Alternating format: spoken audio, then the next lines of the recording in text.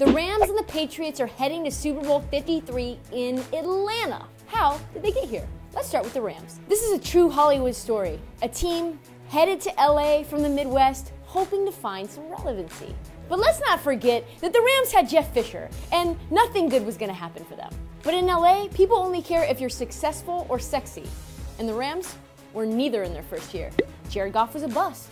Todd Gurley was a one-year wonder. And there was no reason to think that they were gonna be able to turn it around or make people care. And then something magical happened. I give you the next head coach of the Los Angeles Rams, Sean McVay. Very excited to be here as the head coach of the Los Angeles Rams. Straight from Central Casting, a young hotshot named Sean McVay became the head coach of the LA Rams. And in the blink of an eye, Todd Gurley became an MVP candidate. Jared Goff looked like he was worth that first pick. But they weren't just good, they were great right away. And even with their early exit, we all knew they'd be back. They weren't just content with the status quo. Les Snead went and signed a bunch of guys that made us know that he was serious right now. They've all stepped up in big moments with, frankly, little issue, with Marcus Peters being a slight exception.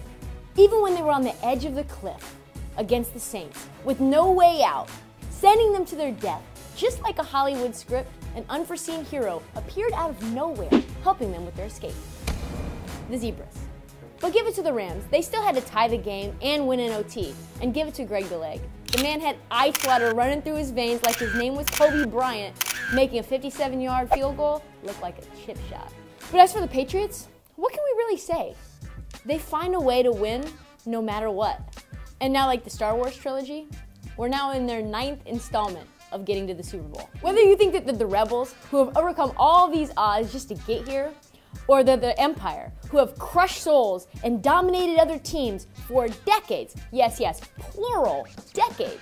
The one thing that you cannot deny is Tom Brady's greatness. He is the baddest mofo to don a pair of Ugg boots.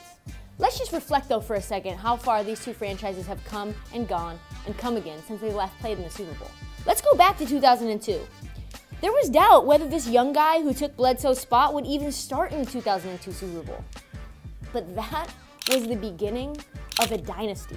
One that we can pretty much rely on as much as we do death and taxes. To put that into perspective, Sean McVay was just 16 years old when this happened. He probably had to use his parents' car and ask them for permission to go and watch the game with his friends. Probably had pimples on his face too. That was the last time that the Pats were truly underdogs, Julian Edelman, truly underdogs. This was against the team that was the greatest show on turf. Kurt Warner, Torrey Holt, Isaac Bruce. Think about this. They became a dynasty that never was because of a young TB12. And now, Drew Bledsoe has been retired for like 10 years. He has a vineyard somewhere, I think in Washington. Kurt Warner is now a broadcaster and a Hall of Famer, and he's been broadcasting for a long time now. And where's Tom Brady? Oh wait, we all know where he is. As much as you don't like this franchise, that is remarkable. And it seems fitting that the Rams, who look to begin their run as a long-standing powerhouse, will have to go through a Tom Brady on the back nine of his career, looking much scarier than he did 17 years ago. And in the meantime, stick with Sports Pulse, your heartbeat to what's trending in sports.